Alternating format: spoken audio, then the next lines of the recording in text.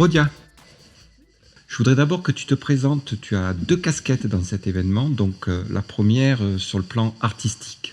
Alors, je m'appelle Rodia Béginaud et je suis plasticienne. Et dans cet événement, je vais proposer deux types d'œuvres.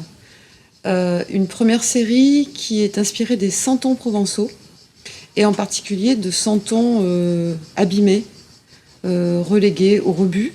En fait, je les ai récupérés et je les ai réparés et j'ai essayé de leur donner une vie contemporaine.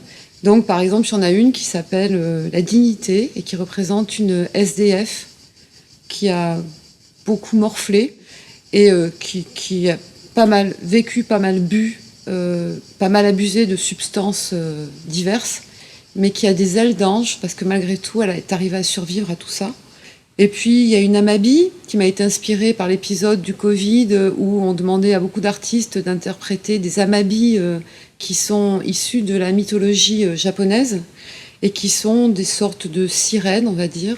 Et ces sirènes, plus on fait de représentations d'images de ces mythes, moins on a de risques d'attraper la maladie. Donc moi, j'ai fait une Amabi qui vient d'un santon provençal abîmé. C'est-à-dire que j'ai vraiment mélangé deux types de cultures très éloignées les unes des autres, une culture provençale traditionnelle et une culture traditionnelle japonaise. Y a-t-il quelque chose que tu voudrais rajouter? J'ai pas beaucoup parlé de ma collaboration avec Philippe Ordioni à propos des albums 33 tours. On a cherché un support qui soit un support qui pour nous évoque la popitude, on va dire, et la provençalité en même temps.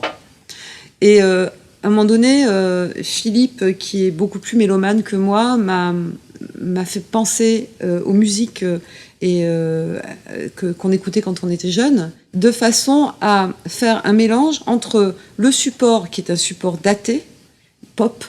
Pour nous, c'était pop. Enfin, chacun a sa définition du pop, en quelque sorte. Hein. Et puis, des expériences qui m'arrivent au quotidien. Par exemple, l'un des albums, qui est en même temps inspiré d'une des photos de Philippe, parle des balades avec mon chien dans la campagne provençale environnante.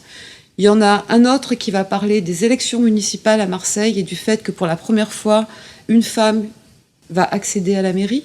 Enfin voilà, tout un tas de thèmes qui se mélangent avec les paysages provençaux et en même temps avec notre culture hippie.